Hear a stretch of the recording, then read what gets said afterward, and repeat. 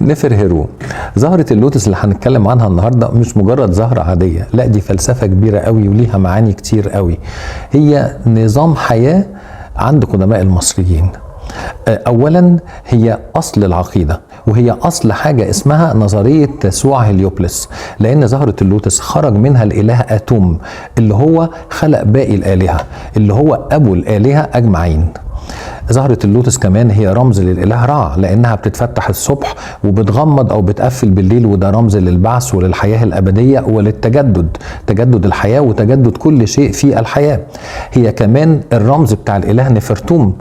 الإله نفرتوم دوت ابن بتاح وابن سخمت في ثالوث ممفيس. الإله نفرتوم هو أصلا إله الروائح كمان، البرفانات يعني العطور، لذلك اللوتس كان بالنسبة له من الحاجات المهمة.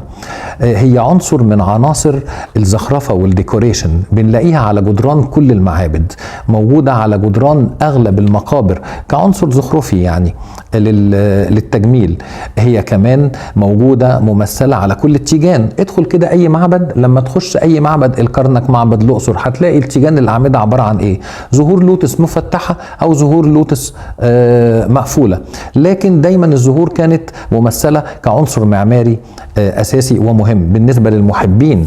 هي حاجة مهمة جدا بيتبادلها المحبين، بيهدوا لبعض زهر اللوتس بالتحديد. زهرة اللوتس هي الزهرة المفضلة للملك توت عنخ آمون ولزوجته عنخ إس إن آمون. بنلاقيها ممثلة على أغلب قطع الأساس الجنازي بتاع الملك توت عنخ آمون.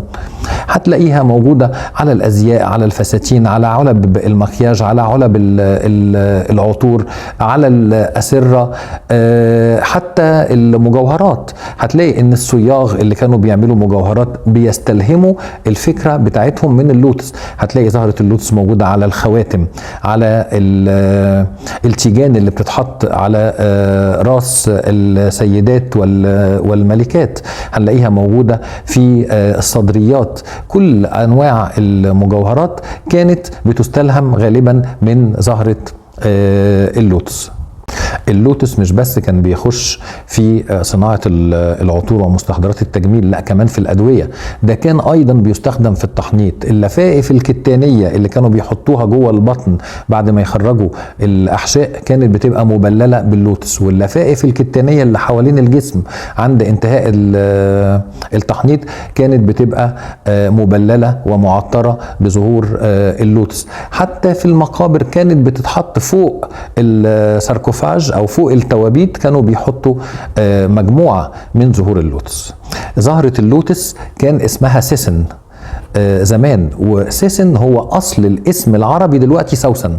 أي بنت اسمها سوسن هي في الأصل هذه الكلمة مأخوذة من زهرة اللوتس بتاعت زمان. وكانت في الدول الأوروبية بيقولوا سوزان، هي جاية برضو من كلمة سيسن. كلمة أصل كل شيء.